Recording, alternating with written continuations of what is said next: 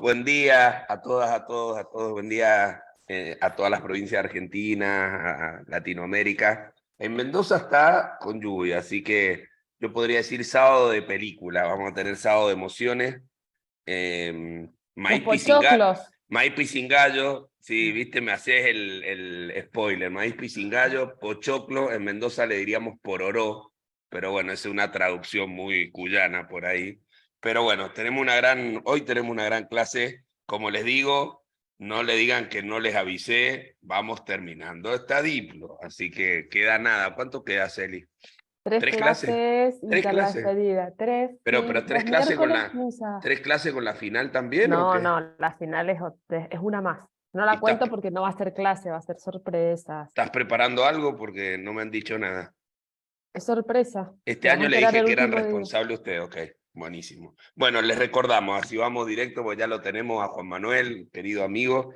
Miércoles que viene a las 17 vamos a estar con el equipo de 17 a 18 para aquellas y aquellos que tengan dudas o quieran consultar sobre el trabajo final, la presentación. Les recordamos, están los dos links para las inscripciones, ya hay mucha gente inscripta, falta todavía, vayan armando los grupos, consúltense por la AMP de Human, ahí algunos se han hecho intercambios para conformar los grupos, así que el miércoles que viene, después vemos si hace falta algún otro espacio más, pero miércoles en principio que viene de 17 a 18, antes de la clase, vamos a estar sacándonos las dudas en la comunidad para el trabajo final. ¿Qué más queda, Mario, Celi? Ah, no, muchos preguntaron hasta cuándo tienen posibilidad de inscribirse. ¿y hasta cuándo? Y hasta la última clase. Mientras antes mejor, pero hasta la última clase está bien. Después no. Después no. No, porque nos va a permitir a nosotros hacer esa depuración de ese listado para ver quiénes se están inscribiendo. Por eso es que Ok, hemos dado esa fecha límite. genial, listo. Bueno, ya está, hicimos los avisos, yo ya lo quiero escuchar a él. Hoy tenemos un gran amigo, hoy tenemos al doctor Juan Manuel Matera. Juanma es abogado, es titular en materia de derecho civil, contratos civiles y comerciales, familias y sucesión en la Facultad de Derecho de la Universidad Concepción de Paraguay.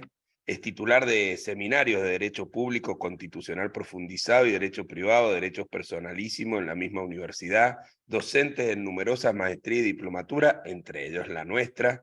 Fue docente en la UBA y en la UCA.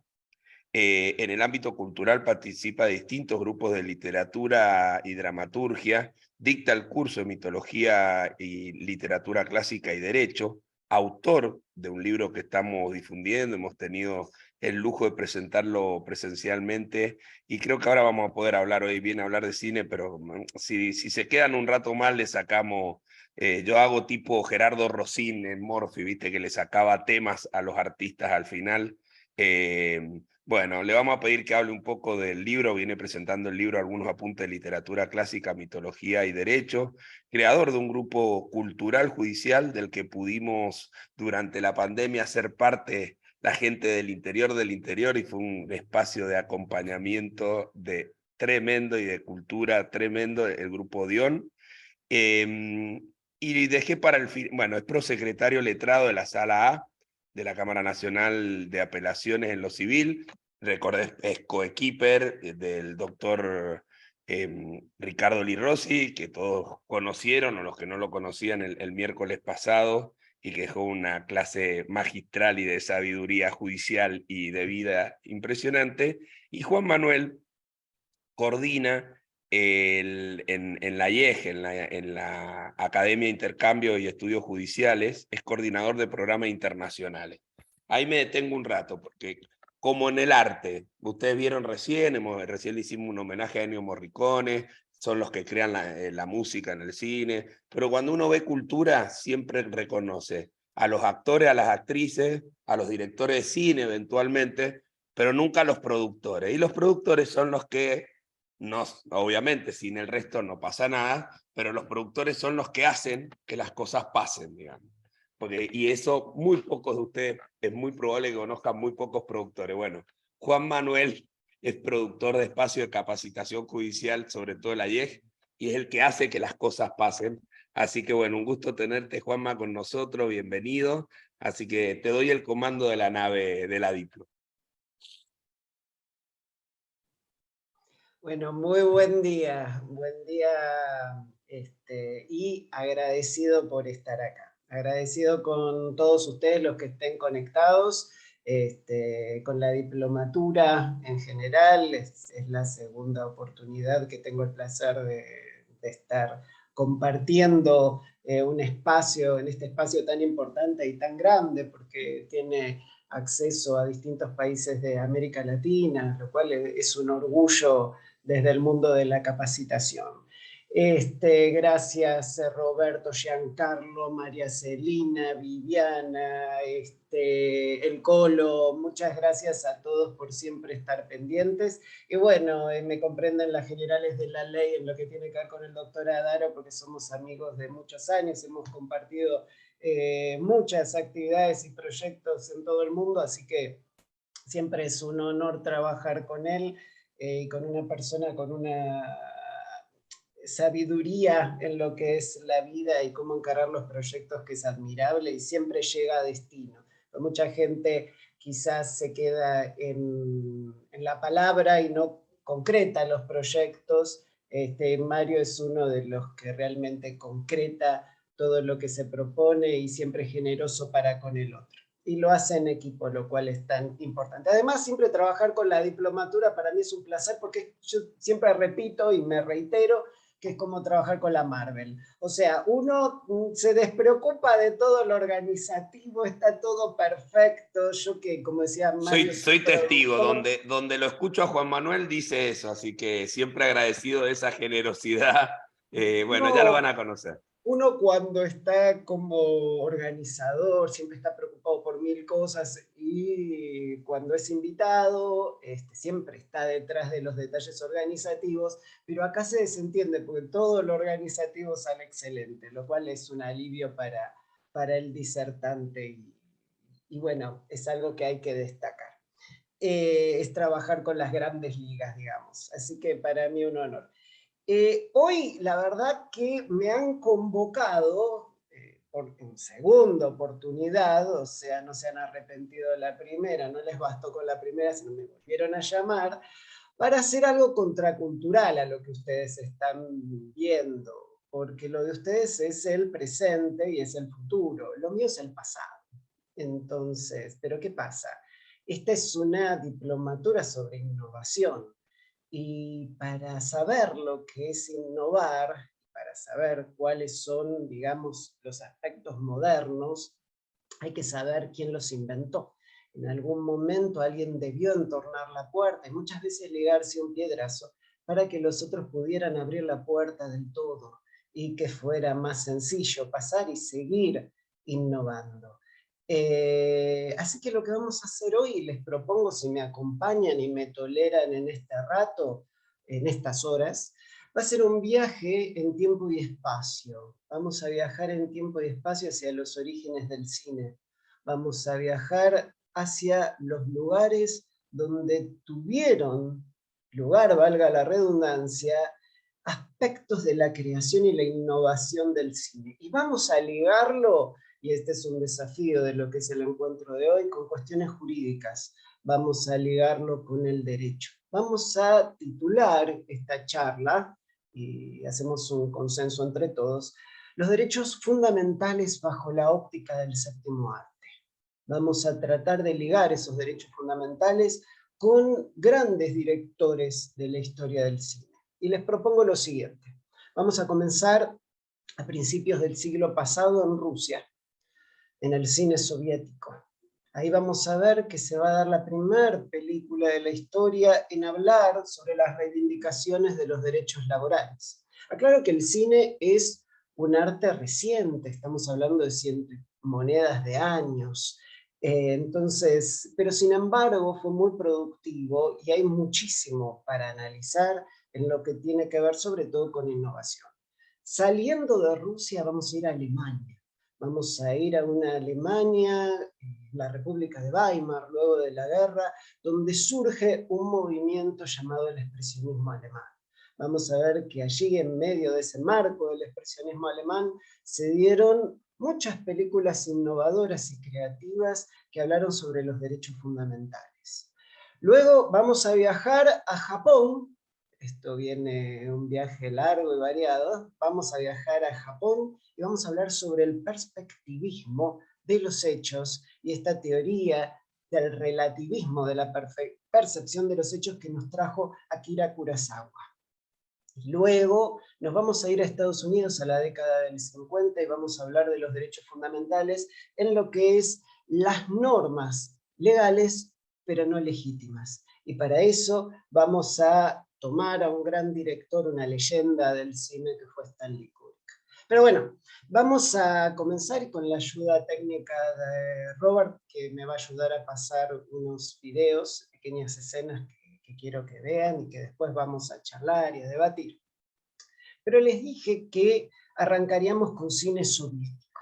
Rusia, fines del siglo XIX. El cine soviético. El cine en sí llega a Rusia a los primeros meses de su aparición. ¿Y cómo se dio esto? 1896, el camarógrafo de los hermanos Lumière, llamado Francis Dublier, viaja a Rusia porque se da la coronación del zar Nicolás II. Se da esa coronación y mandan a alguien a filmarla con esta nueva técnica, esta nueva arte, llamado cine. Algún bisabuelo o bisabuela de ustedes lo llamarían el biógrafo. Se lo llamaba, los viejos abuelos lo llamaban voy al biógrafo, no le decían cine, o lo que después los alemanes desarrollan como kino, lo que era el cine, porque era un retrato vivo, era un documento de lo que sucedía. Y para los laboralistas de este grupo, una perlita es que las primeras imágenes eran mostrar gente saliendo de las fábricas, ¿sí? Entonces todo se va conectando con todo. Pero estamos con ese primer camarógrafo de los hermanos Lumière, retratando con la cámara una coronación, y no pasa mucho tiempo para que en Rusia abran los primeros cines. Pero pertenecían a compañías francesas. Las compañías francesas se llamaban Pathé y Gaumont. Hay un cine en Buenos Aires llamado Gaumont en honor a uno de los creadores del cine. Y esto generaba una desconfianza zarista, una desconfianza del gobierno ruso porque venía de compañías extranjeras. Pero se popularizó mucho este nuevo género del arte y las salas empezaban a llenar y llenar y llenar. Había limitaciones zaristas, por ejemplo, las funciones tenían que terminar a las 9 de la noche, y no tardó mucho en hacerse la primera ficción del país, la primera ficción rusa. En 1908 se filma una película llamada Stenka Razin, del director Vladimir Romashov. ¿De qué trataba? De un ex líder de los cosacos que se enfrentó a la nobleza. Entonces ya vemos que desde su génesis, ab initio, el cine soviético va a estar siempre preocupado por las cuestiones sociales. 1914, Primera Guerra Mundial, esto genera una suspensión de la importación de las películas extranjeras. El gobierno zarista no quería saber nada con que vinieran las películas de otros países a transmitir la ideología occidental y se produce una restricción de las importaciones. Pero tiene como efecto que haya mucha producción de cine ruso. De hecho, en 1916 detectamos que hay 499 producciones rusas en un solo año, lo cual para la época era realmente llamativo en lo que era la génesis del cine. 1917, ¿con qué nos encontramos? La revolución rusa, y empieza la etapa del cine soviético. El antiguo imperio ruso pasa a ser conocido como Unión Soviética, más precisamente Unión de Repúblicas Socialistas Soviéticas, y nos encontramos con el gran ideólogo, el estadista Lenin. Lenin advierte que tanto el cine como la radio tenían un alcance masivo, que podía ser más que un mero entretenimiento en una nación donde la mayoría de la gente era iletrada. Fíjense, palabras textuales de Lenin: de todas las artes, el cine para nosotros es la más importante. Y entonces, ¿qué hace Lenin? Toma dos medidas. Por decreto, en primer lugar, nacionaliza la industria cinematográfica en 1919. y segundo, crea la Universidad del Cine. Entonces, funda la Escuela Cinematográfica de Moscú. De ahí van a salir los primeros cineastas soviéticos que tenían la misión de transmitir los ideales socialistas, los ideales de la Revolución Rusa. El primer cineasta de gran importancia fue Kuleshov, y el aporte de este cineasta es el llamado efecto Kuleshov. Y esto es importante porque tiene que ver con la génesis de la teoría del montaje o de la edición, ¿sí? Montaje se llamaba, cuando, en resumidas cuentas, cuando estamos hablando de fílmico, edición se va a pasar a llamar cuando nace el video. El montaje es una posición de distintas imágenes que buscan generar un efecto en el espectador. Muchas veces, por lo general, pensamos que nosotros controlamos lo que vemos. Muchas veces es al revés. Muchas veces lo que estamos viendo nos genera a nosotros a propósito emociones que están pautadas. Fíjense, efecto Kuleshov. Lo que hace el director Kuleshov es, ante una imagen del actor Iván Mitsukhin con expresión neutra, sin ningún movimiento en su rostro, yuxtapone imágenes de un plato de sopa, el cuerpo de una nenita en un ataúd y una mujer muy sensual posando en un diván. De esta manera se va a lograr transmitir en los espectadores emociones, que son el hambre, el dolor y el deseo. Se genera un nuevo sentido a partir de imágenes diferentes. Esto se llama signos de efectos. Y esta visión de Kuleshov iba de la mano de la ideología socialista de Lenin. Y lleva a su vez la noción de lo que es la imagen y al montaje a otro nivel. Da lugar a nuevos directores para que desarrollen esta técnica. Roberto, si podemos pasar el efecto Kuleshov y prestemos atención para ver qué nos puede generar.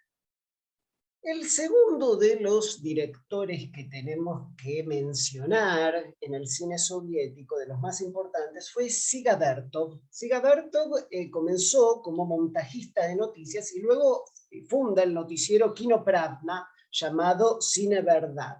Lo que hace es despojar la imagen de cualquier efecto. Esto se llamaba el cine ojo, que después toman los neorrealistas italianos. Generar un realismo en lo que es la imagen. Entonces, Dziga Vertov, podemos decir que es el principal documentarista de la historia del cine, el primer documentarista. Prescinde de guiones, prescinde de actores profesionales, de decorados e iluminación. En las películas de Dziga Vertov vamos a ver cómo era la Rusia de la época. Y dentro de sus obras nos encontramos con El hombre de la cámara en movimiento, que según la revista prestigiosa sobre cine especializada llamada Sight and Sound, la considera la 8ª mejor película de la historia. Pero más allá de todo lo que vimos hasta ahora, y en donde nos vamos a detener, es que ninguno de estos directores sobresalió tanto como Sergei Eisenstein. Sergei Eisenstein fue el pilar, el más importante de los cineastas del cine soviético. Vamos a escuchar una frase de Eisenstein que nos dice: el lenguaje del cine es capaz de expresar cualquier concepto, cualquier idea de clase, cualquier consigna política, expresa o tácita, sin recurrir a la ayuda de un pasado psicológico o dramático sospechoso. Con esta frase, Eisenstein se aparta a las nociones del teatro de Stanislavski, de la época, que nos hablaba de la memoria emotiva, y nos dice: tenemos que ir a la imagen, tenemos que trabajar con la imagen y jugar con esta yuxtaposición de imágenes para generar efectos en la gente. Eisenstein nace en Riga, dentro del Imperio Ruso, lo que hoy día sería Letonia, el 23 de enero de 1898. Es un director de cine y teatro, de hecho comienza en el teatro dentro de la escuela de Stanislavski y desarrolla el primer tratado de cine de la historia, que es la novedosa técnica del montaje. Y con sus innovaciones en materia de montaje inspira a toda la generación posterior. Él consideraba que las películas eran organismos con un alma, con un tema. Era un arte calculado el cine. Es un conjunto de atracciones, por eso la obra de él se llama El montaje de las atracciones, para moldear la mente del espectador y conducir sus emociones. Esto se denomina escuela formalista, que va de la mano con la ideología de Lenin, de la función que tenía que tener el cine. Dentro del montaje de atracciones, que es su obra, él va a distinguir distintos tipos de montaje. Nos habla del montaje métrico, nos habla del montaje rítmico, nos habla del montaje armónico, del tonal, del intelectual. La idea era generar un efecto mediante el aceleramiento de las imágenes, mediante la combinación de las imágenes, mediante la utilización de las metáforas a través de las imágenes. Repudia el montaje clásico de Griffith, así como Eisenstein en Rusia es el epítome del cine. En Estados Unidos en la época, fines del siglo XIX, principios del XX, va a ser Griffith. Pero Griffith tenía un montaje lineal, un montaje de narrativa tipo teatral, como si uno estuviera viendo una obra de teatro, y esto es repudiado por Eisenstein. Con frecuencia Eisenstein no utiliza actores profesionales en sus películas, lo vamos a ver en obras como La Huelga o El Corazado Potemkin, y lo más importante es que se aparta, evita el individualismo. En el cine occidental, en el cine americano, vamos a ver que siempre hay un protagonista y el eje narrativo es ese protagonista. Es la historia de ese individuo. En el cine soviético nos vamos a encontrar con el colectivismo, nos vamos a encontrar con los dilemas de la sociedad y nos vamos a encontrar con la conciencia de clase. Entonces ya el tema es genérico, se evitan las historias individualistas que son propias del cine occidental y de Occidente en general. También Eisenstein divide sus historias en partes. Las películas de Eisenstein son como mamushkas, una historia adentro de la otra, narrando ese dilema social, ese dilema de clase. Y la película que vamos a analizar en lo que es innovación y lo que es derecho es La Huelga, que es su primer película, largometraje. Antes había hecho un cortometraje, pero su primer largometraje importante es La Huelga, año 1923. Y acá experimenta y pone en práctica sus teorías del montaje. La película describe una huelga ocurrida en 1903 por los trabajadores de una fábrica rusa prerevolucionaria. La escena más famosa y que en un rato vamos a compartir es la exploración del montaje intelectual. Es la combinación de imágenes de fusilamiento de trabajadores y al mismo tiempo combinamos esa imagen del fusilamiento de trabajadores que habían ido a la huelga con un matadero y lo que es el degüelle de las vacas en ese matadero. Eso busca generar un efecto en el espectador. El film abre con una frase de Lenin que dice: la fuerza de la clase obrera es la organización. Sin organización de masas, el proletariado es nada. Organizado es todo. Estar organizado significa unidad de acción, unidad de actividades prácticas. Si resumimos en escenas la película, arrancamos con que la patronal, la administración, está espiando. Hay tensión en el ambiente, ¿no? Son trabajadores que ganan muy poco, trabajan muchísimo, no tienen feriados, no tienen sábados, no tienen domingos, y empieza a surgir la figura de los agitadores, que llaman a la huelga, la primer huelga que muchos de estos trabajadores van a encarar. Para eso, los agitadores, para generar esta huelga, roban dentro de la fábrica. roban un micrómetro. Un micrómetro es un instrumento de medición que tenía un valor de la época calculado de 25 rublos, que se traduciría en 3 semanas de trabajo.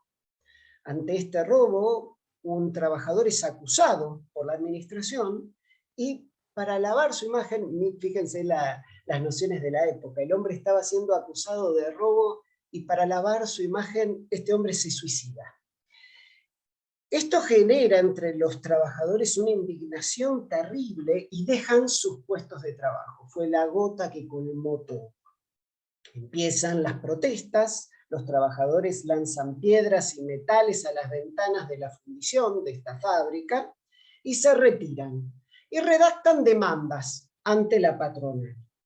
¿Las demandas cuáles son? Jornadas de 8 horas de trabajo, como máximo, 6 para los menores de edad, no que no trabajen, sino reducir la jornada a 6 horas, mejor trato por parte de la administración y una suba de sueldo del 30%.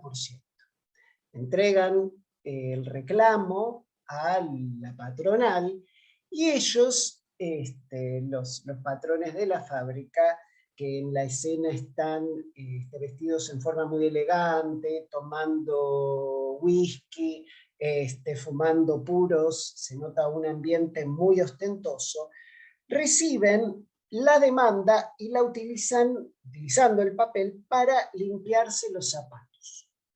Al tiempo que exprimen limones, esto nuevamente la noción de montaje intelectual, exprimir el limón, en este caso Eisenstein nos muestra una metáfora del trato hacia los trabajadores.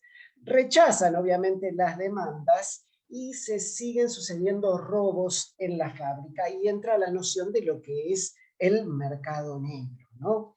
Siguen los disturbios hasta que el gobierno zarista interviene e interviene con la orden de fusilamiento de los trabajadores. Los trabajadores son llevados a un campo donde son fusilados y en la película al mismo tiempo se ven vacas sacrificadas. Se muestra a los trabajadores como ganado.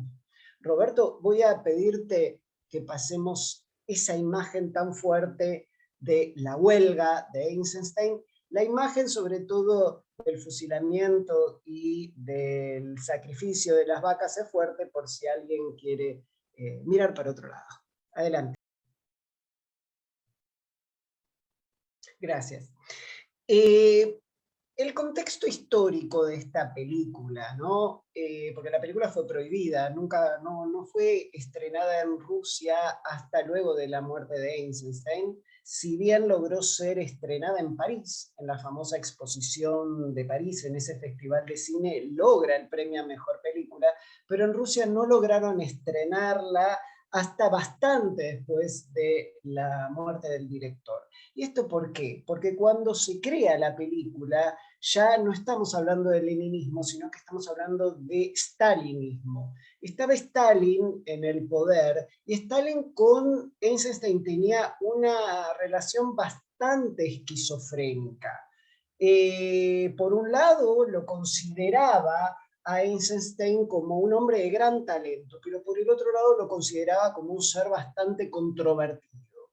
Stalin considera que la película podía llevar a sublevaciones dentro del pueblo ruso y entonces decide prohibirla, ¿sí? Se mandan a incautar todas las copias, se mandan a destruir todas las copias, pero siempre el mercado negro, luego también lo vamos a ver cuando veamos expresionismo alemán con Nosferatu, y el primer caso de propiedad intelectual de la historia del cine, vamos a ver que el mercado negro a veces cumple la función de revivir obras olvidadas.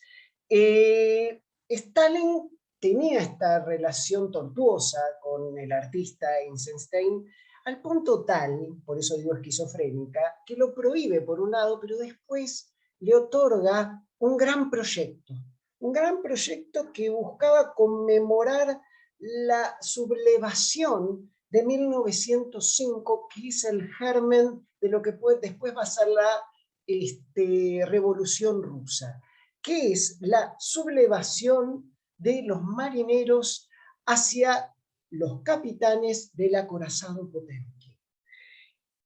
Y este es el título de la película de la que más se ha escrito en lo que tiene que ver con la historia del cine. El acorazado Potemkin. Es calificada como una de las mejores películas de todos los tiempos y nuevamente la que más se ha escrito. Ha sido prohibida por numerosos países, inclusive por Francia, que la prohíbe hasta 1952.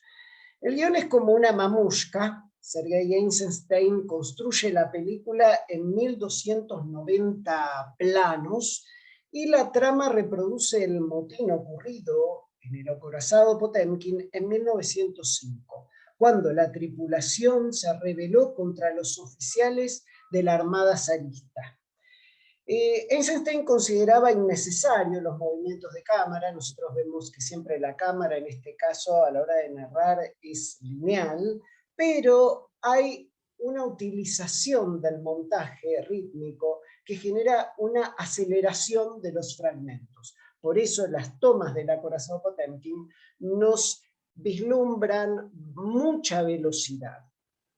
De las distintas escenas vamos a rescatar en materia de innovación una en particular, que es la de la escalinata de Odesa, y cuando los cosacos arremeten a sablazos y a tiros contra el pueblo que había ido a esperar en el puerto a los tripulantes del acorazado Potemkin para victoriarlos, que a su vez se subdivide en dos. Nos vamos a encontrar con esta escena filmada en 170 planos, es una de las escenas más famosas y más homenajeadas de la historia del cine, y nos encontramos que los soldados disparan contra el pueblo que esperaba para victoriar a los rebeldes amotinados. Los cosacos cargan a sablazos para acabar con el apoyo de los rebeldes. Y acá viene la subdivisión de escenas. En medio de la locura de gente intentando escapar, corriendo por las escalinatas, nos encontramos una madre con un cochecito de bebé que es alcanzada por una bala mientras corre. Ella cae y el cochecito baja cayendo por las escalinatas. Por el otro lado nos encontramos con otra mujer que lleva en brazos a su hijo muerto por los disparos y se enfrenta a los soldados. Les muestra el cadáver del hijo diciéndoles, miren lo que han hecho. La de las escalinatas es una de las escenas más homenajeadas de la historia del cine, y por muchos cineastas. Lo vamos a ver en Los Intocables de Eliot Ness, lo vamos a ver en películas graciosas como La pistola desnuda, y hasta en un capítulo de Los Simpson, esa imagen del cochecito bebé bajando las escaleras. Supuestamente, la leyenda dice que a Eisenstein se le ocurrió esta escena sentado en las escalinatas de Odesa, comiendo cerezas y tirando los carozos para que fueran cayendo escalón por escalón. Roberto, vamos a pasar la escena, el acorazado Potemkin. Gracias. La innovación, la gran innovación, repito, de Eisenstein es desarrollar la teoría del montaje.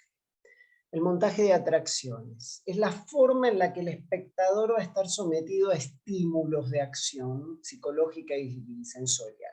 Lo que hace Eisenstein es dividir los tipos de montaje. Los tipos de montaje son métrico, que tiene que ver con la longitud de los fragmentos del fílmico. El rítmico es la aceleración de los fragmentos. El tonal es el aumento de tensión con lenguaje emotivo mediante el efecto de la música que vimos en la introducción que pasaron en la Diplo. Después está el montaje armónico, que es un interjuego de los anteriores. Y por último, el más desarrollado, es el montaje intelectual. Es el juego de asociación intelectual de imágenes. Todos estos elementos son muy utilizados hoy día, sobre todo en las series de televisión de streaming que son tan populares hoy día. Pero en la época no lo era un invento novedoso que dio lugar a todo lo que vemos hoy día cada vez que nos sentamos a ver algún servicio de streaming. Cerrando la época del cine soviético en lo que tiene que ver con innovación en esta charla y viajando ya a Alemania, nos vamos a encontrar con la República de Weimar. y nos vamos a encontrar con el expresionismo alemán, el nacimiento del expresionismo alemán. Alemania pierde la Primera Guerra Mundial, una Alemania devastada, una Alemania sumida en la pobreza, en la miseria, con una inflación terrible, la gente estaba pasando hambre, y estas grandes crisis, paradójicamente, generan una explosión de creatividad. Esta explosión de creatividad lo vamos a ver con el expresionismo, que muchas veces se asocia al expresionismo con el cine únicamente, lo cual es un error. El expresionismo es un género que va hacia todas las artes. El expresionismo es una reacción contra el impresionismo, que era el estilo dominante del arte en la época. En resumidas cuentas, el expresionismo, sobre todo en las artes plásticas, es, hablando en criollo, del afuera hacia el adentro. El artista observa, lleva hacia su interior y luego plasma esa decodificación en la obra de arte. El expresionismo es al revés, es desde el adentro hacia el afuera.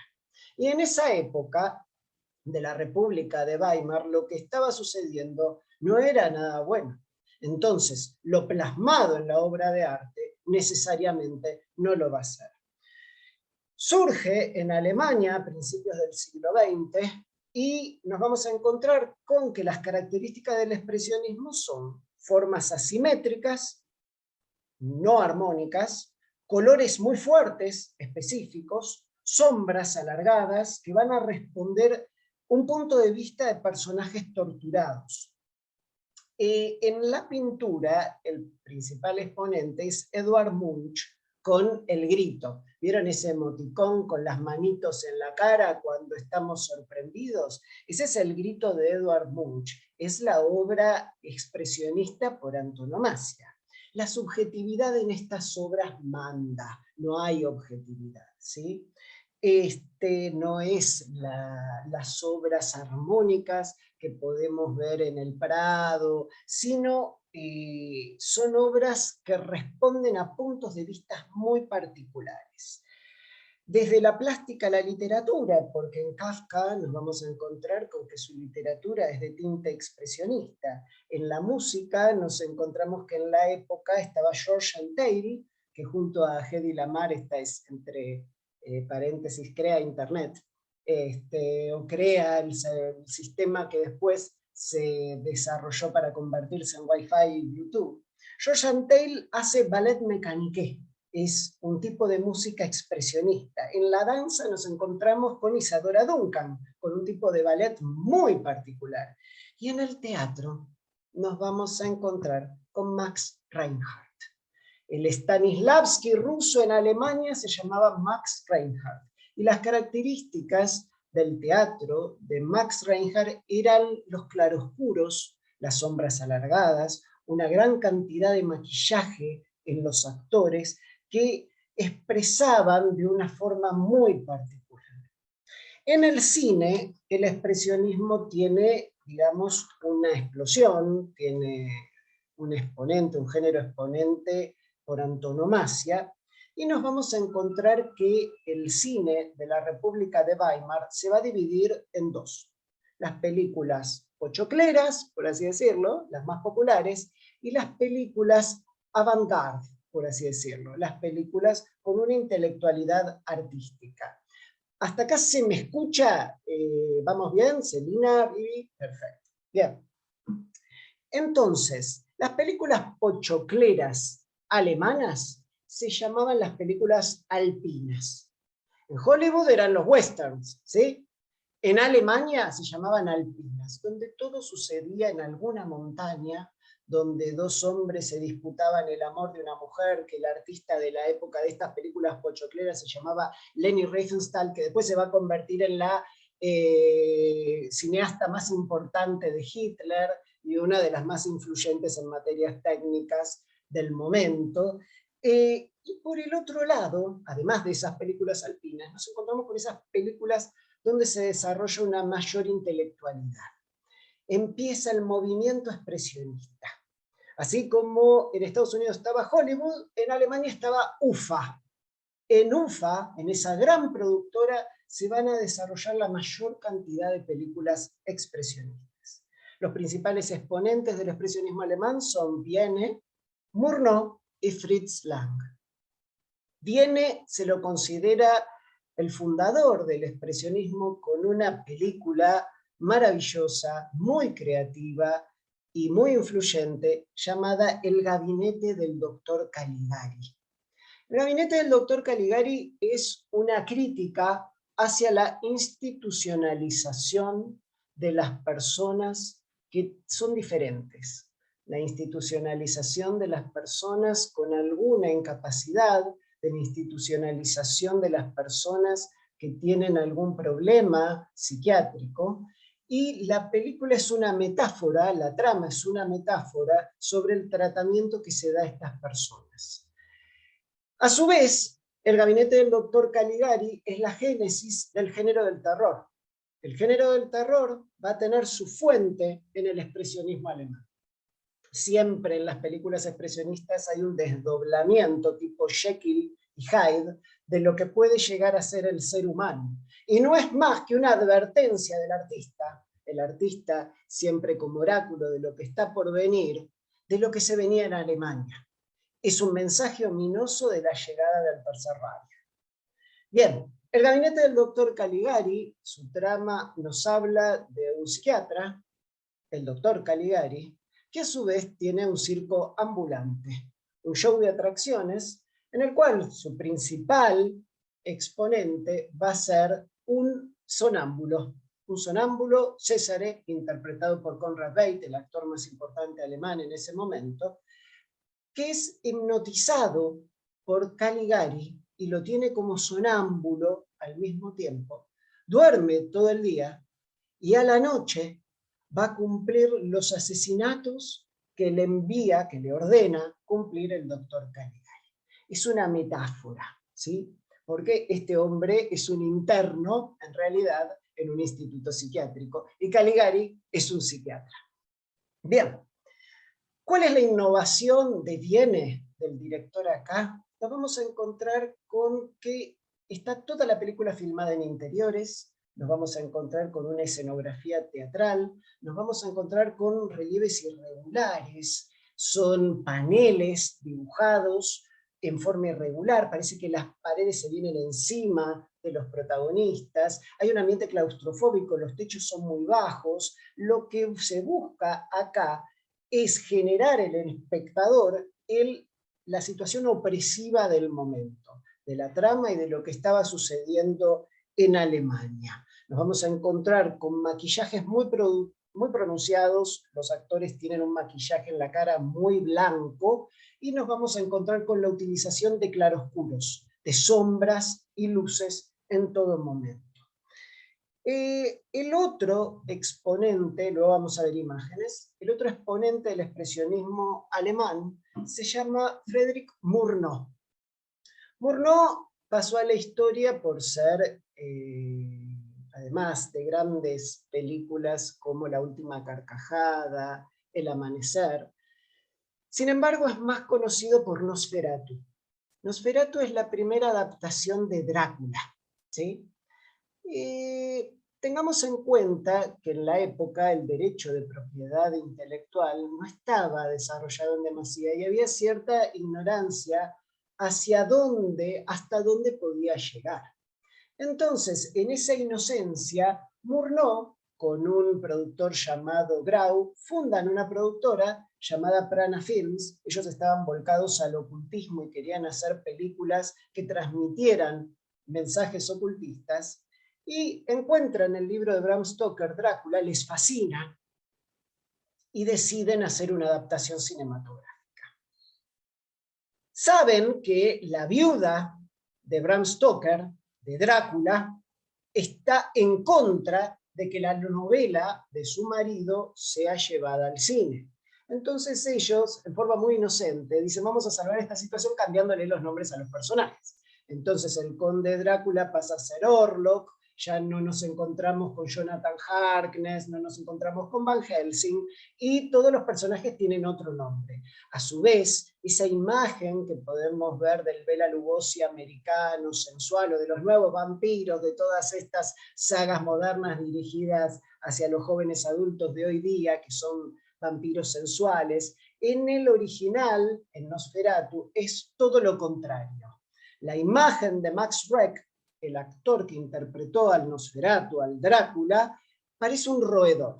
Tiene unas uñas larguísimas. Después Francis Ford Coppola con Drácula, su versión a principios de los 90, se va a basar en esa imagen. Nos vamos a encontrar con una cara como si fuera un roedor, nos vamos a encontrar con alguien repulsivo, digamos. Y lo que nos está mostrando, que es una metáfora al mismo tiempo en la película, es una plaga que se está viniendo. El vampiro está llegando a Alemania. El vampiro es ese Hitler que va a llegar en cualquier momento. Siguiendo con el tema jurídico de Nosferatu, la película se filma. Florence Stoker, la viuda de Bram Stoker, decide iniciar acciones legales y mete una cautelar. ¿Por qué una cautelar? Para todos nosotros, gente de derecho. Porque la película Prana Film era hecha por una productora llamada Prana Film que no tenía un mango. Entonces una acción de daños y perjuicios contra esta productora no tenía sentido. Ella mete la cautelar con el fin de que se destruyan todas las copias de la película. Y el tribunal, que entiende la causa, hace lugar a esta cautelar. Se mandan a incautar y a destruir todas las copias, pero nuevamente acá funciona el mercado negro y alguna que otra copia aparece que nos permite acceder al Nosferatu hoy día. No contenta Florence Stoker con esta medida legal, inicia otra. ¿Por qué? Porque se organiza una función privada en un círculo, el círculo de Brunsfield, para ver la película en la casa de Bernard Shaw. Y ahí asistirían Virginia Woolf, asistirían Leonard Woolf, asistiría Keynes y asistirían otras personas intelectuales de la época para ver la película. Florence Stoker vuelve a meter otra cautelar pidiendo que se prohíba la función y acá el tribunal le dice que no. El tribunal le dice que una cosa es el estreno de la película en un cine comercial y otra cosa es una función cultural hecha en un domicilio particular.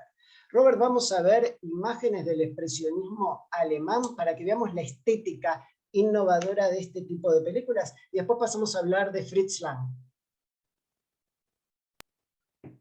Muchas gracias. Han visto que el fílmico de la época, porque generalmente se considera que el blanco y negro no tiene creatividad en lo que es el color, pero no es así. Eso es un error de concepto de lo que es el cine mudo. Este cine mudo era hecho por gente considerada científicos, que trabajaban con químicos. De hecho, cuando se filmaba con guardapolvos, se filmaba con instrumentos de seguridad determinados porque se utilizaban químicos para darles determinadas tonalidades al fílmico dependiendo de la visión del director. Vamos a ver que Nosferatu tiene tonos ocres en lo que es determinadas escenas y por el otro lado tiene tonos azulados en otras. Entonces, y así sucesivamente. Esto se ve mucho, se explica, no expresamente, pero se explica en forma tácita en la película El Artista, que muchos habrán visto, una película ganadora del Oscar, donde vamos viendo cómo la imagen va cambiando de tonalidad y de color a medida que va pasando el tiempo. ¿Sí? Bien. El tercer exponente del que quiero hablar del expresionismo alemán es Fritz Lang.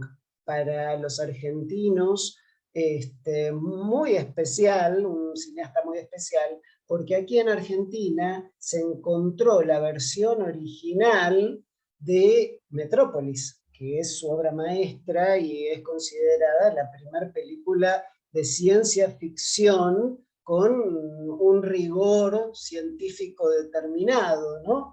En Metrópolis recordemos que nos encontramos con una sociedad futurista en la cual en el mundo de la superficie viven la gente potentada y en el mundo subterráneo viven los trabajadores alimentando una máquina terrible, como si fuera un dios fabril llamado Morlock, donde los trabajadores van todo el día alimentando la máquina para que la gente potentada en la superficie pueda vivir. No es más que llevar al cine una teoría marxista de la lucha de clases, ¿no? Pero no vamos a analizar Metrópolis en el encuentro de hoy, eso si tienen ganas lo hacemos en otro taller aparte. Lo que vamos a analizar es una gloria de Fritz Lang en lo que es cine y derecho llamada M. M de Murderer, M de asesino. La película está basada en un hecho real. Fritz Lang se basa en recortes de diarios del asesino de Düsseldorf. El asesino de Düsseldorf era un psicópata que asesinaba niños. O sea, era un asesino serial de niños que los captaba en ese hambre, en esa miseria que se vivía en la República de Weimar, ofreciéndoles una fruta, ofreciéndoles un caramelo, y se los llevaba y los asesinaba. El asesino de Düsseldorf nunca fue descubierto. De hecho, después el gobierno de la República de Weimar encuentra a un supuesto asesino, pero después se descubrió que lo ejecutan, y después se descubrió que era un perejil. En realidad, nunca pudo descubrirse quién fue el asesino de Düsseldorf. Fue una suerte de Jack el Destripador de la República de Weimar. ¿Qué sucede acá? Fritz Lang ve en esto la metáfora perfecta por la inacción estatal ante un hecho de inseguridad como este. ¿Por qué? En la trama nos vamos a encontrar que el asesino interpretado por el genial Peter Lorre va cometiendo sus asesinatos y no lo descubre la policía, no lo descubre el sistema judicial, nadie del aparato estatal logra descubrirlo, y esto es cada vez más terrible a nivel mediático en la gente de lo que está sucediendo, y los policías empiezan a apretar a los delincuentes, ¿sí?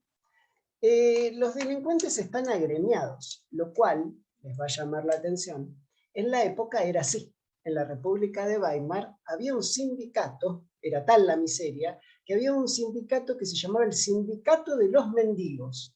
Pero ese sindicato de los mendigos, en realidad, estaba compuesto por delincuentes.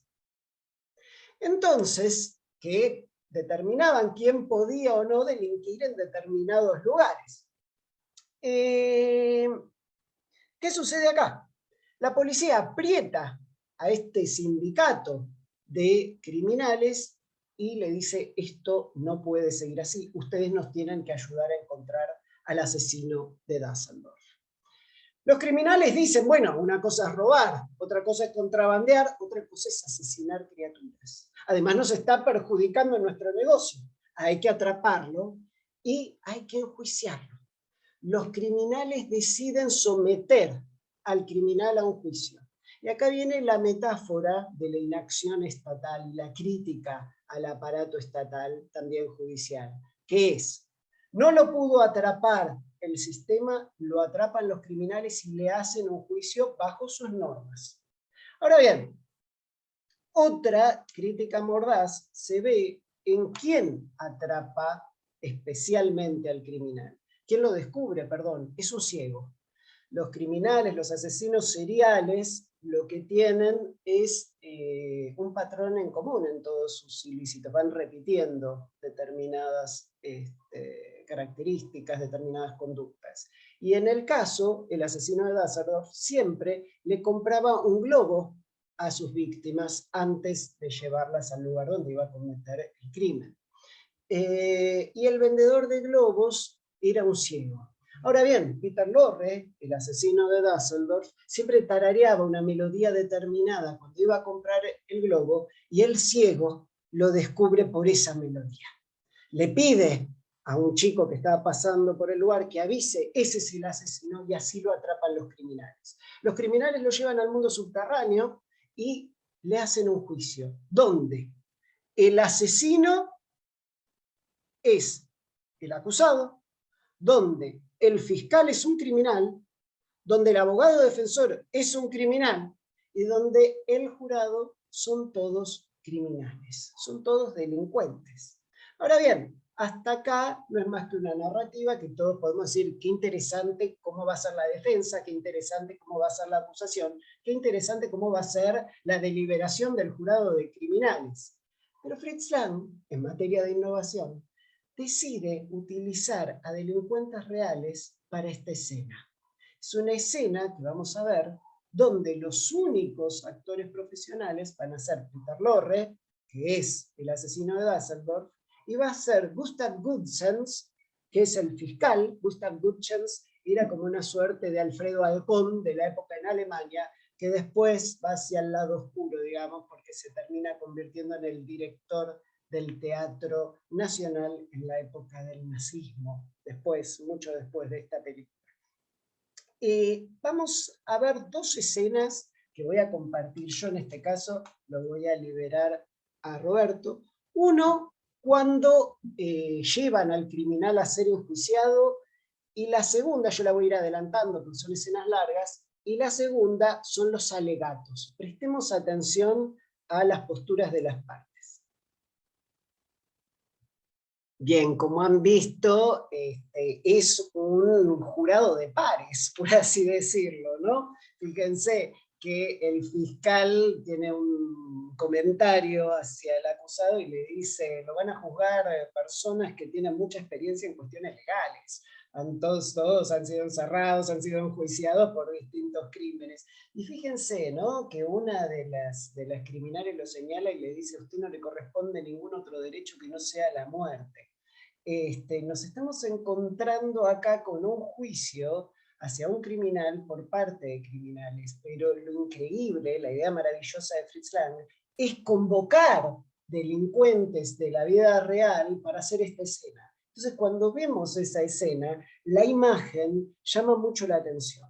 Por el otro lado, otra de las muchas lecturas, interpretaciones que se le puede dar a esto, y en la que hay que hacer hincapié, es el alegato de defensa, entre comillas, que hace Peter Lorre, el propio criminal, que vamos a ver ahora un pequeño extracto, que es, yo no puedo evitar lo que hago, ustedes me tienen que ayudar. Primero acude a la defensa de decir, ustedes no tienen legitimidad para enjuiciarme a mí. Yo reclamo que me lleven a las autoridades donde se me haga un juicio legal. Pero por el otro lado, cuando ve que ya no le queda otra que aceptar este juicio, dice, no lo puedo evitar, es más fuerte que yo, es un impulso, hasta pide ayuda. Fijémonos en la siguiente escena, este recurso al que acude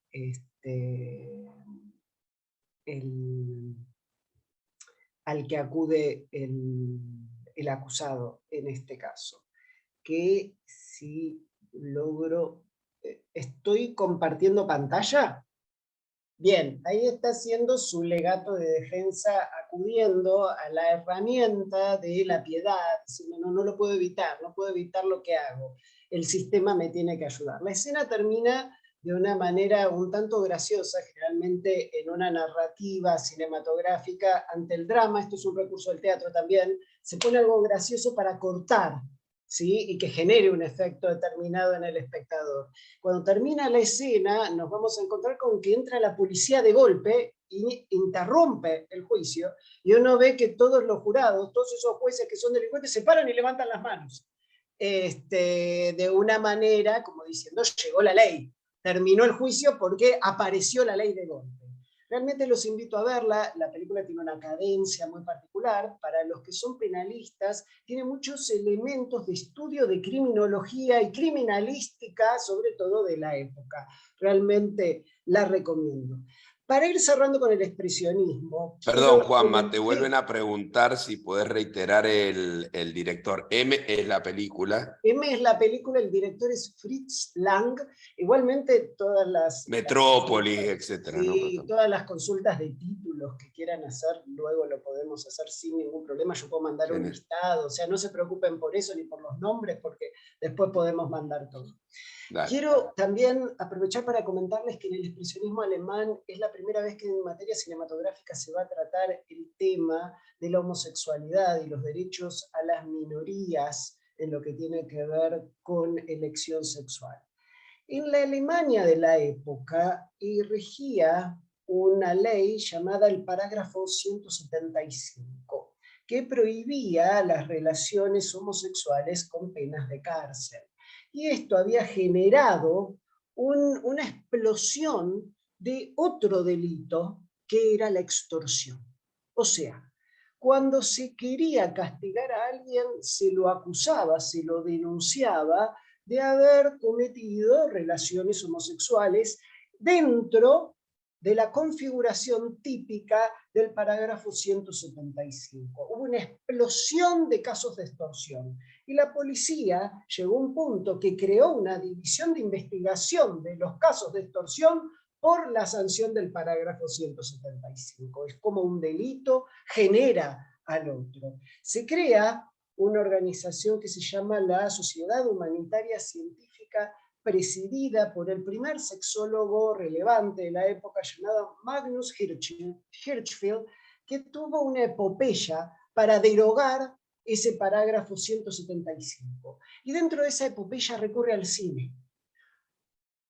Produce una película con el mejor actor de la época, que fue el del gabinete del doctor Caligari, el César, el sonámbulo, llamado Conrad Veidt, una película que se llamó Diferente a los otros, sobre un profesor de piano que se enamora de su alumno, y esto ante la mirada de un conocido que los extorsiona, porque le dicen, si no me van pagando tanto dinero mensual, yo voy a la policía y los denuncio por el parágrafo 175.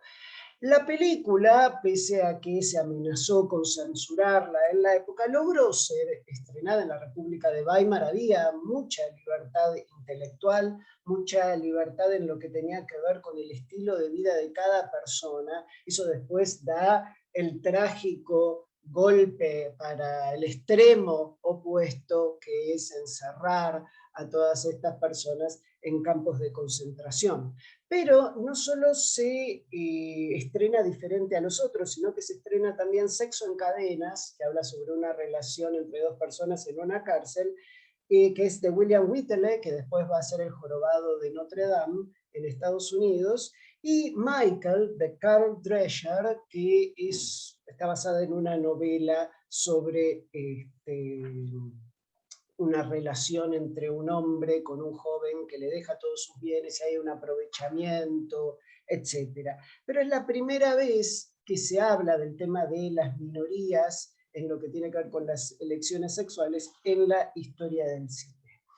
Siguiendo el viaje en tiempo y espacio, y acá la gente de la Diplo me va a frenar cuando ya me exceda de tiempo, vamos a viajar a Japón, ¿sí? Vamos a viajar a Japón también después de la Segunda Guerra Mundial, en este caso, una Japón que luego de las bombas de Hiroshima y Nagasaki está devastada, una Japón que tiene que ser reconstruida en muchos aspectos materiales y sociales, y en esa Japón se da también una explosión cultural. Nuevamente detrás de la devastación responde el arte, ¿sí? Y nos vamos a encontrar con un cineasta llamado Akira Kurosawa. En la época del cine mudo y de jovencito, Akira Kurosawa era un benshi. ¿Quiénes eran los benshis en el cine mudo japonés? Aquellos que, mientras estaba proyectándose la película, narraban lo que sucedía. Esos eran los benshi. Con la llegada del cine sonoro, entra Akira Kurosawa en la escuela de cine japonés, que era un cine de propaganda en el momento, y empieza a desarrollar un cine propio que se va a convertir en un estilo propio del cine japonés. en una identidad cultural del arte japonés.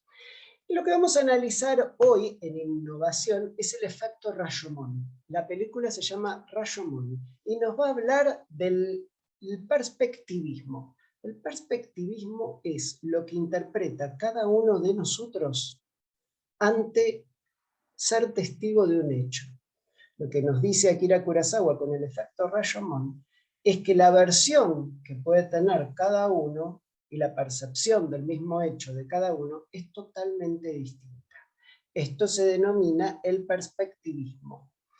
El cine de Akira Kurosawa se divide en dos, me gusta clasificarlo en dos. Primero, el cine de los samuráis, porque las grandes obras de Akira Kurosawa tienen que ver con el medioevo y la epopeya de los samuráis, donde nos vamos a encontrar películas como Yojimbo, Trono de Sangre, que es una versión del Rey Lear del cine japonés de Akira Kurosawa. Nos vamos a encontrar con Los Siete Samuráis, y en los 80, ya al final de su carrera, con Ran. Pero al mismo tiempo, en otro grupo de cine de la filmografía de Kurosawa, nos encontramos con películas de una gran crítica social. Nos encontramos con una película llamada Escándalo, que es la primera vez que se critica la noción de multimedios, esa cuestión que si te peleas con un representante de un medio, te estás peleando con muchas ramas de ese medio. Por el otro lado nos encontramos con El Ángel Alcohólico, otra película sobre un abogado presa de la adicción al alcohol, pero que con una cuestión de fuerza de voluntad logra salir adelante, y siempre en el contexto del respeto a la ley, en un proceso judicial determinado. Pero en la parte del cine de samurái nos encontramos con Rashomon.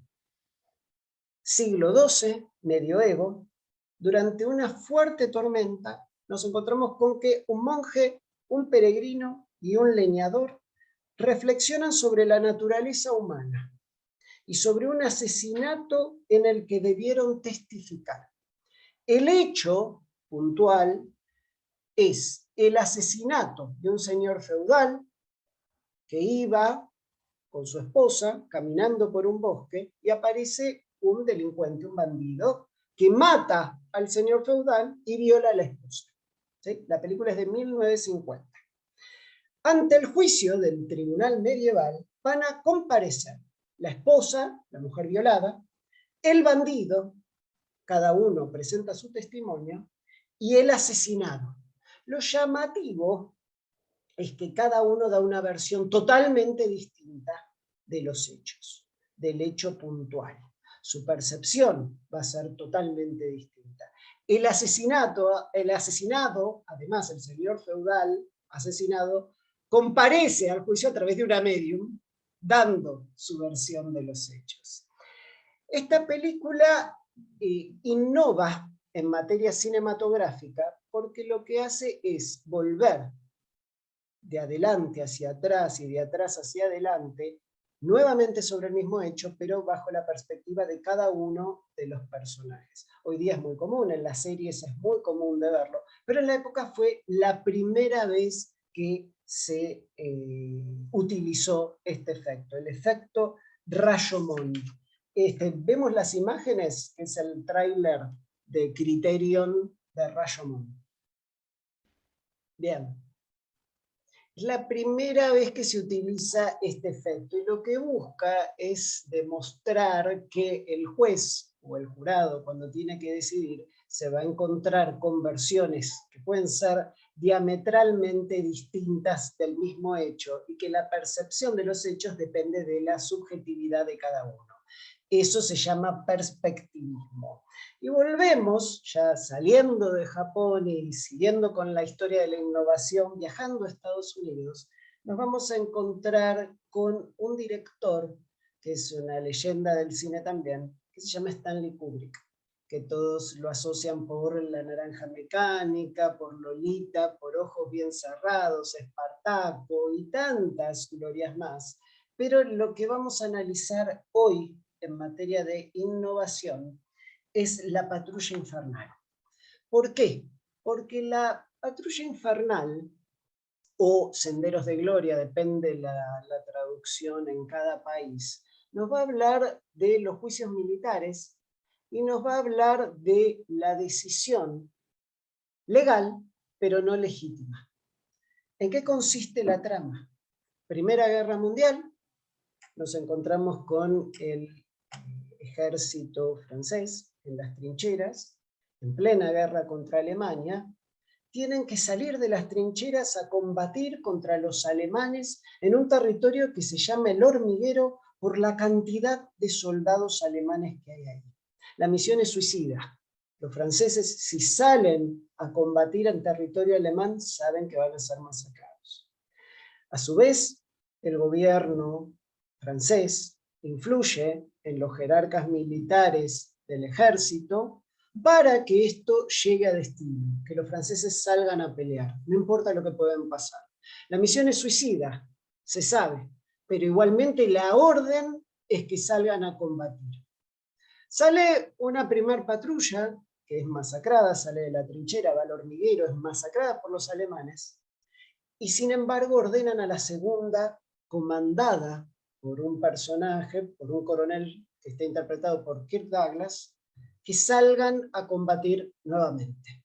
La misión es suicida, sin embargo salen, intentan, pero como ven lo que se les viene, se asustan y vuelven, desobedecen la orden militar. Esa orden legal para la justicia militar, pero no legítima. Ante esto, se buscan chivos expiatorios y se hace un juicio militar. El juicio militar, que ya se sabe qué decisión va a tomar el tribunal militar, es que de las 3 patrullas que hay en el ejército francés, se elija a un representante de cada patrulla para ser fusilado. Y ahí empieza una decisión darwiniana, ¿no? Porque ¿quién es el eslabón más débil? Entonces vamos a ver que eligen en uno de los grupos aquel que tenía una rencilla política y de autoridad con uno de los jerarcas, eligen a otro que no tenía todas sus facultades intelectuales, y así sucesivamente, eligen siempre al más débil. Vamos ahora a la parte de innovación de la película. Stanley Kubrick acude a 2 elementos que me parecen muy innovativos. El primero es la cámara testigo. Primero, la cámara testigo se ubica detrás del personaje mientras camina para que la cámara sea los ojos del personaje. Nosotros vemos lo que está viendo el personaje. Esto genera en el espectador mucho realismo. Parece que estamos en la trinchera. Mientras el personaje de Kirk Douglas va caminando, uno ve cómo es la vida en las trincheras. Tiene un gran realismo esto, hay explosiones de verdad propias de ese realismo del cine de Kubrick, y también vamos a ver la utilización de rieles. Los rieles hacen que la cámara se traslade y siga a los personajes en el campo de batalla. Roberto, vamos a ver la primera parte de los videos que acompañé. Acá vamos a ver cómo se vive en las trincheras, vamos a seguir los ojos del personaje de Kirk Douglas y vamos a experimentar lo que vive esta gente rodeada de explosiones y de poder ser muerta en cualquier momento. Adelante. Voy a cortar, en un momento voy a decir acá los detenemos. Bueno, hoy me voy a apodar Tato, el censor, porque en el momento de las mejores imágenes terminó cortando. Pero bueno, ahí leí que uno de los cursantes llamado Iván dice geniales imágenes para la época, lo cual es cierto, no existía el CGI en esa época, no existía la pantalla verde, o sea, era todo a pulmón, son actores reales, son, digamos, puestas en escenas reales, en exteriores, con cámaras en un riel filmando, son explosiones reales, lo que quería transmitir Kubrick, y después lo vamos a ver en el cine de Coppola con Apocalipsis Now, es cómo se vivía en el infierno, ¿sí? Cómo se vivía en ese lugar de guerra. Bien, acá sucede que ante esa misión imposible, el ejército francés vuelve a las trincheras. se produce la desobediencia hacia la orden militar. Eso que desde Antígona se debate como la orden legal, pero no legítima. Y se produce el juicio. El juicio está arreglado, el juicio se sabe cuál va a ser el veredicto, y el juicio no es más que limpiar la imagen de los jerarcas militares. Y esto genera en el personaje del capitán que hace Kirk Douglas una desilusión enorme contra el ser humano, una desilusión enorme contra el ejército propiamente dicho, y en general contra el humano. Pero en esos claroscuros de la condición humana, nos encontramos con el final de la película. En ese momento de gran desilusión del protagonista y con su idea de abandonar el ejército, se dirige para tomar la última copa con sus soldados, en una taberna cerca del campo de batalla. Está por entrar y se encuentra con que sus soldados están juntos en una gran algarabía tratando de relajar tensiones, y se va a encontrar con un momento, un instante que le hace recuperar su fe en el ser humano. Nos vamos a encontrar con que el dueño de la taberna les dice a los soldados que copan el lugar: tenemos una atracción para ustedes. Y aparece una chica, una muchacha, interpretada por quien va a ser en el futuro la esposa de Stanley Kubrick, Christina Kubrick. Esa muchacha es una prisionera de guerra alemana. Y al principio la humillan, al principio a esa prisionera de una manera amenazante, la obligan a cantar. Ella se presenta ante el escenario y canta una canción que los hace recordar a su tierra. Una canción que no importa el lado del que esté, una canción que los une. A enemigos los vuelve a unir como seres humanos. Vamos a ver esa escena que es recuperar la fe en el ser humano, que es el final de Senderos de Gloria. Spoileando, pero lo importante de la película, para que la vean después, es ver las innovaciones que tiene. Vamos, Roberto. Gracias. Esta escena tan fuerte está inspirada en un hecho real.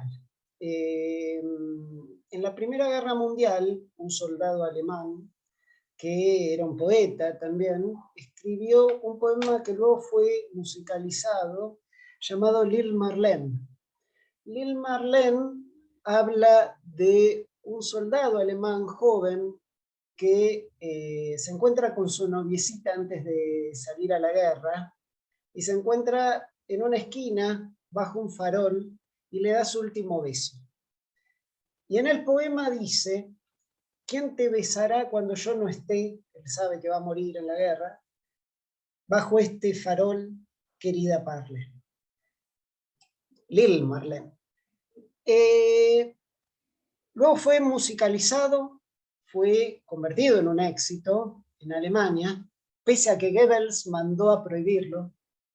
Sin embargo, el éxito fue tal que inclusive en la época de Hitler se debió permitir que pasaban la música. Tal fue el éxito que en la radio principal alemana, todas las noches, al terminar la programación, se pasaba Lil Marlene.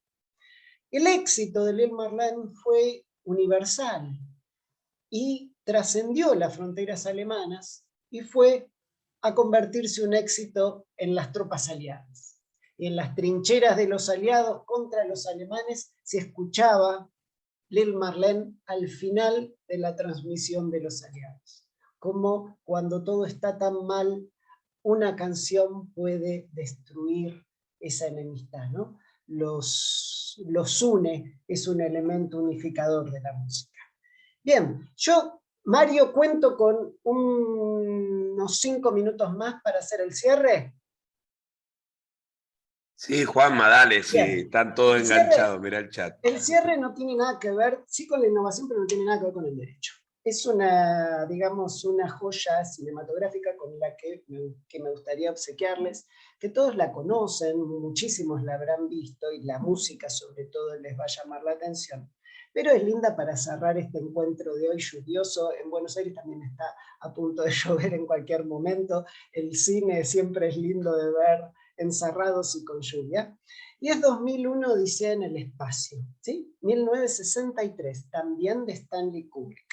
Estamos hablando de la primer película de ciencia ficción con elementos de rigor científico, porque lo que se buscaba con esta película era poner en prueba las nociones de tiempo y espacio, y que si uno fuera más rápido que la luz viajaría a otra dimensión.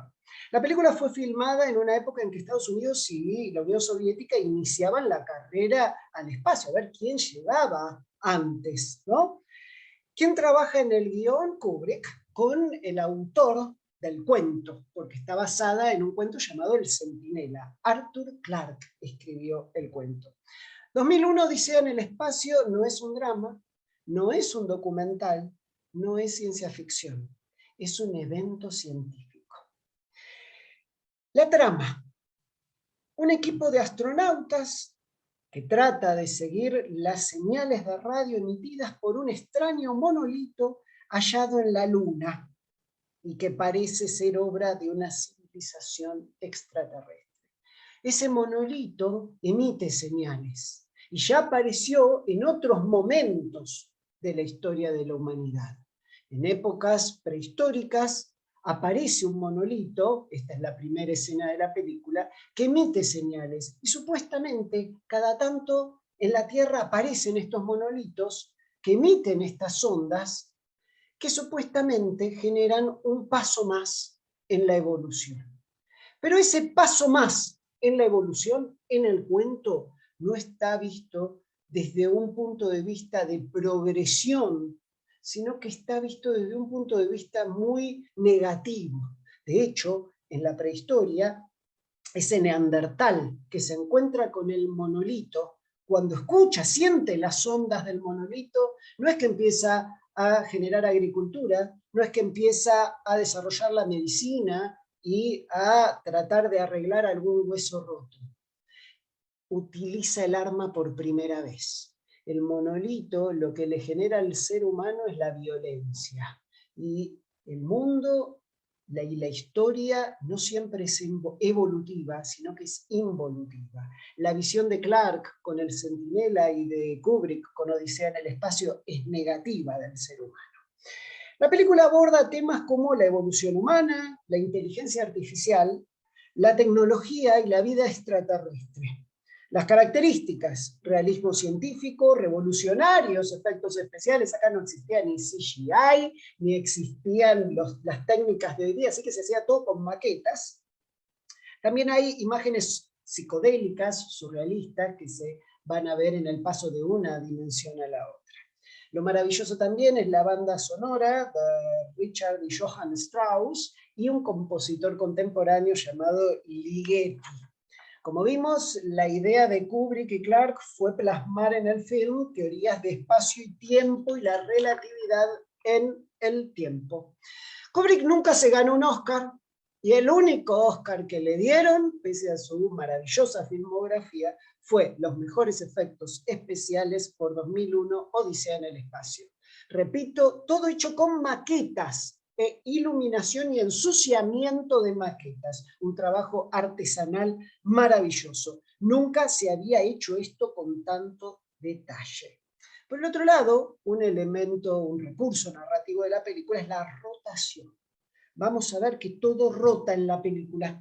La Tierra rota, la estación espacial rota, los elementos escenográficos rotan, y todo al ritmo de Strauss.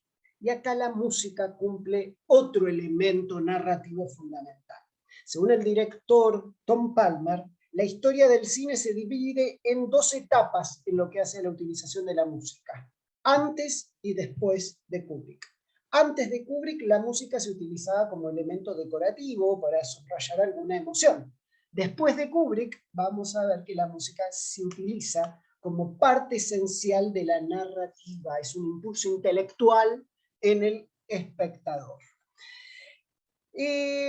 Cuando se estrena la película, una película larga, quiero anticipar para quienes no la vieron, el espectador fue muy controvertida, porque la mitad de la gente no la entendió, era la primera vez que se trataban estos temas, la otra mitad la amó, o sea, odios y amores. Las primeras filas del estreno, que eran todos los productores de la película, se pararon y se fueron, y después a la noche hubo una gran discusión en el hotel, en un lobby de un hotel, con toda la productora y Kubrick, que Kubrick trataba de defender la película y gritó tanto que se quedó afónico. Para que se den una idea de la controversia que generó la película, Woody Allen, la primera vez que fue a verla, la odió. La segunda vez que fue a verla, impulsado por Mia Farrow, diciéndole: Mia Farrow, mirá que esto es una joya, anda a verla, le pareció aceptable. Y la tercera vez que la vio en los 80 dijo: esto fue una obra maestra. Y es el día de hoy Woody Allen que dice: el artista siempre va más adelante de lo que cualquiera puede entender. Kubrick, que había sido sancionado por la Iglesia Católica cuando filmó su versión de Lolita, sin embargo, en 2001 Odisea en el espacio es entregado por la Iglesia Católica un premio por el encuentro del hombre con el universo. Vamos a ver, para cerrar este encuentro que he tenido con ustedes, imágenes de 2001, Odisea en el espacio, editadas por el Instituto Británico del Cine, y escuchar esa melodía de Ligeti maravillosa. HAL, la inteligencia artificial, que lo que trata de plasmar Kubrick acá es que empieza a tener un sentimiento humano que es la neurosis, porque por un lado necesita sobrevivir y por el otro lo que para completar la misión tienen que desconectarlo, y por el otro lado tiene que completar la misión para la que fue programada HAL. Entonces lo que muestra es una inteligencia artificial que todo lo puede, hasta el punto de tener un sentimiento humano como es la neurosis, ¿no? Yo no puedo más que agradecer el espacio y la presencia de todos ustedes, y me disculpo que creo que me he excedido en el tiempo. Había mucho contenido, pero creo que valía la pena hacer una introducción para tener todo este material fílmico al que pueden acudir, ¿no? Ya vamos a hacer un listado de películas que les vamos a facilitar. Muchísimas gracias, y a disposición. Juanma, querido, nótese un detalle. Si miran la hora, son las 11 en punto. No puede ser más preciso. Tiene la precisión del cine, claramente. En serio, estaba haciendo tiempo. Termina con Odisea en tiempo. Miles de cosas que tenías la anécdota de cómo se encontró Metrópoli en Argentina. Lo de HAL es buenísima porque Kubrick estaba buscando el patrocinio de IBM y se iba a llamar IBM y Tal usó cual. las letras anteriores de IBM, por eso es Tal HAL. Es una genialidad esa película. Juanma, mil gracias. Les dije, ¿no? Les dije, acaban de encontrar a alguien que lo ha entusiasmado con el cine. Tiene el otro capítulo, aparte de lo jurídico, que es un jurista impresionante, tiene la otra parte de mitología griega que da para otra clase. Síganlo. ¿Vos estás en redes, Juanma? Estoy en redes y me amigué con las redes cuando saqué el libro de... Bien. Es un libro de mi literatura clásica, mitología y derecho, y bueno, lo estoy publicitando por ¿Cómo es las redes? A ver, decime. Estoy en Facebook con mi nombre y estoy en Instagram, también me van a encontrar. Juan Manuel Matera, genial. Sí, Bueno, sí. a ver, yo me voy a tomar algunos atrevimientos, 2 o 3 preguntas. Una va a ser personal, así tipo juego, como hacemos con la Diplo. Estás solo en una isla y te dejo ver una sola película, es la única que vas a ver durante un montón de tiempo. Un montón, mira, la peor pregunta. ¿Cuál película y por qué? Bueno, es muy difícil responder a esa Bueno, te la dejo abierta. pregunta, Tirá pero un par, la respondo a Marcor de Fellini, que justo ¿Cuál, perdón? a Marcor de Fellini, que justo ¿Y la voy por a qué, pasar che? hoy en una reunión del Odeón, del grupo de cine que tengo. Creo que a Marcor nos conecta con el pasado que hemos tenido, con la nostalgia, la melancolía de lo que fue y de lo que pensamos que fue nuestro pasado. Amarcord es un homenaje a la infancia de Fellini, a su infancia, con un personaje llamado Tita que vive en las épocas del fascismo italiano, pero es en un pueblito muy chiquito llamado Borgo, que es un homenaje a Rimini, que hoy justo con Giancarlo estábamos hablando de su viaje a Rimini. Pero Amarcord muestra todos esos personajes pintorescos con los que nos podemos cruzar en esas etapas formativas de nuestra vida y que siempre van a quedar. Amarcord representa la niñez, representa ese inicio de la adolescencia, representa la figura de los padres, de los abuelos, representa los amigos de la infancia. Amarcord representa la vida. La vida misma. De una manera magistral. Pero no es mi director favorito, Fellini, si bien lo adoro. Mi director favorito es Todd Haynes, que es un director que película a película innova. Esta es una diplomatura de innovación, y si tengo que hablar de un director contemporáneo que innova, en la actualidad es Todd Haynes. Cada película que hace es un elemento nuevo que trae sobre cómo narrar. Contá, y eso, a ver qué escuela, qué características tiene. Es propio del cine independiente de los 90 americano, que les daba ese movimiento, les daba una libertad para crear, una libertad creativa. Y entonces en Lejos del Paraíso, o en A Salvo, o en Carol, son películas que todas tienen un estilo narrativo distinto. La cámara, decía, es un pincel o es un lápiz que va narrando, y la utilización de la cámara en cada una de sus obras es innovadora y es maravillosa. Yo te voy a seguir preguntando, porque ustedes no saben, no lo presenté así, pero Juanma ha sido crítico de cine y de teatro. Vinculame las técnicas del teatro y del cine en las etapas. Mi formación técnica en realidad es teatro, no es el cine. Si bien tengo muchos amigos del mundo del cine, mi formación en cine es vocacional. Yo tengo formación teatral, en lo que es historia del teatro, dirección de teatro, pero sobre todo en historia del teatro y curaduría de teatro. Por más que la gente tiende a confundirlas, son géneros totalmente distintos, con lenguajes totalmente distintos, que coinciden en un elemento que es la actuación. E inclusive la actuación es un registro muy distinto el del cine con el del teatro. El registro que se necesita para el teatro es un registro actoral totalmente distinto al del cine. El cine está plagado de sutilezas, donde cada gesto del actor, de la actriz, se capta de una manera muy intensa. El teatro necesita la utilización de todo el cuerpo. El teatro necesita la utilización de la voz en forma particular. La gestualidad del teatro es distinta. Es por eso que muchas glorias del teatro, cuando pasaron al cine, fueron tildadas quizás sus obras de sobreactuadas, o es por eso que muchos actores de cine, cuando fueron al teatro, se han sentido incómodos, porque esas sutilezas que manejaban en el cine y que en el mundo del cine son consideradas una maravilla, en el teatro no se lucen. Voy a dar un ejemplo de una de mis actrices favoritas, que es Julianne Moore. Julianne Moore ha hecho una carrera extraordinaria, es considerada una de las mejores actrices del planeta en materia cinematográfica, cuando hizo The Vertical Hour en Broadway.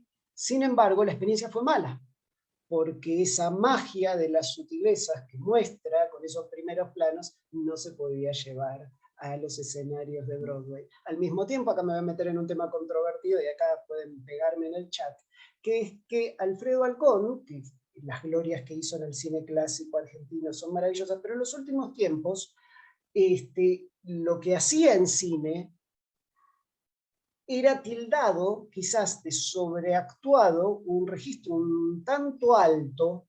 Esa gloria que hacía en teatro, cuando era llevado al cine, podía ser en la estética actual, no en la estética de la declamación del cine clásico, sino en la estética actual, quizás un registro más alto del conveniente para una obra cinematográfica. Esa es la... ¿Y eso no es más un tema de dirección, que tiene que marcarlo, o a los grandes actores no le dicen nada? El director, como el director de orquesta en algún momento, tiene una cantidad de actores. El otro día ustedes tuvieron una clase con Paula Lagos, y yo hablaba con Paula, que el director tiene un grupo de gente que son los engranajes de la maquinaria. Y entonces el director va dirigiendo, valga la redundancia, va utilizando esos engranajes, pero también es cierto que tiene un elenco determinado y ese elenco es ese, ¿me explico? Y el director sabe hasta dónde van a llegar.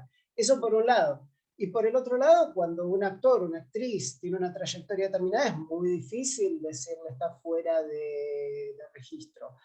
Por ejemplo, Julio Chávez utiliza una coach, que era como una compañera de teatro de él, que va a todas las grabaciones con él, que se dedica a eso, es la actriz que en la de Franchella, que hacía de esta familia de secuestradores, hacía de la madre, sigue a Julio Chávez en los distintos ensayos, en las distintas grabaciones, y después le hace una devolución. Mirá, acá estuviste muy alto, y es Chávez.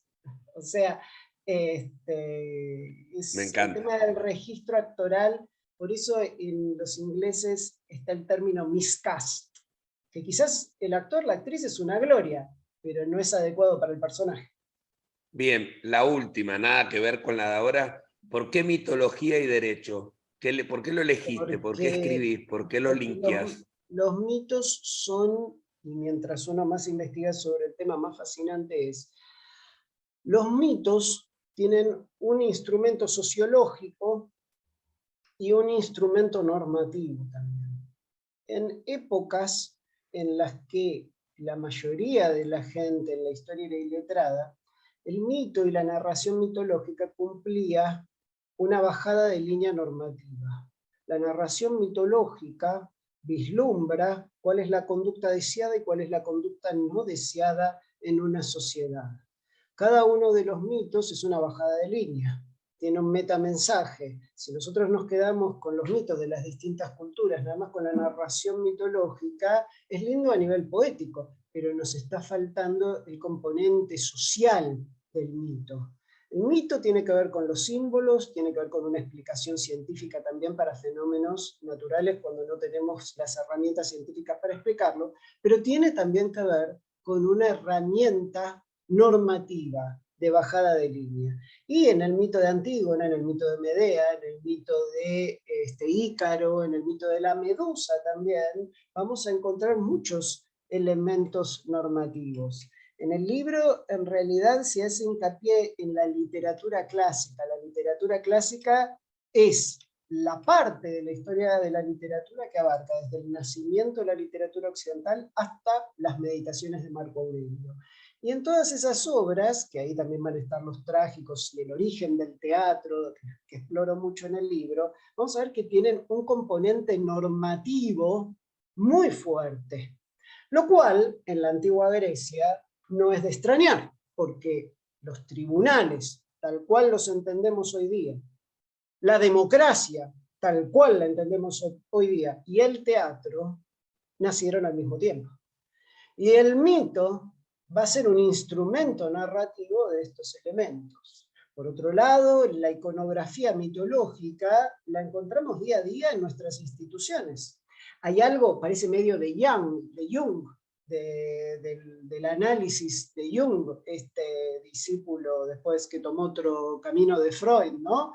Pareciera que estoy hablando del inconsciente colectivo, pero los mitos están en la modernidad bajo otras caras, otras formas, pero sobreviven todo el tiempo. Es una explicación a las instituciones y a las relaciones humanas.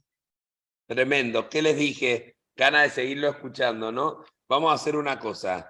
Prendemos cámara y les damos un aplauso y si quieren, porque nosotros damos cariño y sensaciones, nos ponen en el chat qué sintieron con la clase de hoy. Así que, Juanma, mira, todo esto aplaudiéndote hasta grandes actores. Gracias, Juanma, llegaste. Quiero ese video.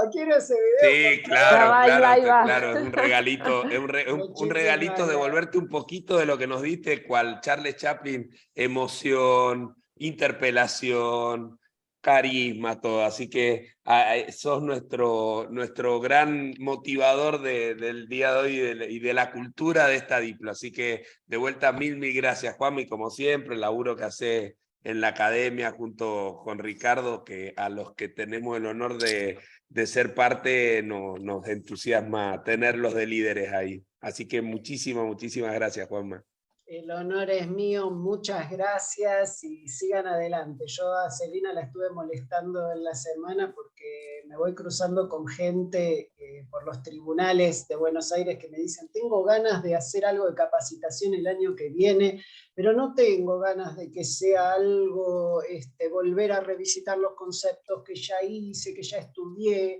Y la gente, creo que lo mencionó el doctor Luis Rossi en la clase pasada, generalmente el funcionario judicial argentino y de varios países de Latinoamérica, el nivel jurídico que tiene es un nivel importante. Lo que está buscando es otras cosas, ¿no?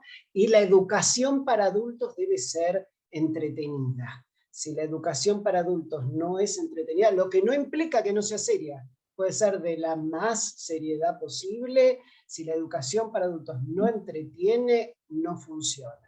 Así que los felicito. Genial. Y que Ahí se dan cuenta, ahí se dan Eso- cuenta dónde nos inspiramos para esta diplo, ¿eh? En la academia y en Ricardo y Juanma, que viven, ya llevan, no sé, 20 y pico de años, 20.000 jueces y juezas formados, no sé, es una cosa ya creo que hace un año o más que ya no cuentan cuántos magistrados y magistrados hemos pasado por la academia. Así que, Juanma, mil gracias. Saludo a Ricardo por allá, nos veremos en los próximos días por Buenos Aires. Éxito en todo lo que aprendés. Estamos esperando las próximas obras y libros. Y bueno, el año que viene seguro te contaremos por estos lados. Así que de vuelta, nuevamente, gracias. Un chivo que me atrevo a hacer. Dale. El próximo presentación que estoy armando tiene que ver con la génesis del derecho, una suerte de arqueología y derecho, pues vengo de familia de arqueólogos, y creo que puede estar interesante para ver que todo ya fue inventado en algún momento, ¿no? Pero bueno, perdón por el chivo. Me encanta, lo vamos a estar esperando y cuando lo tengas tenés No, lo esta comunidad agendamos que ya para el es año tuya. que viene. Sí, Ya obvio, lo tenemos obvio. agendado. Juan Manuel, y que vos recomiendes la diplomatura, lejos de ser una molestia, es un honor. Así que Claro, obviamente, muchas obviamente. gracias. Bueno, equipo, gente, gracias a todo el equipo, gracias a cada una de ustedes y cada uno de ustedes. Nos vemos entonces miércoles que viene a las de 17 a 18, quien quiera subirse para el tema del trabajo final, y 18 horas tenemos a Pablo Milinkiewicz con Data Analytics Y y Alejo Chamantrópulo Chamantrópulo, con cronobiología. cronobiología, exactamente. Muchísimas gracias a todas y a todos, cuídense. Noche o a lo mejor tarde de película, el clima está para eso. Lo preparamos, la producción venía Juan Manuel y dijimos, che, me parece que puede ser bueno que llueva hoy. Así que bueno, mil gracias a todas y a todos. Nos vemos miércoles que viene. Juanma, de vuelta. Muchísimas gracias. Gracias.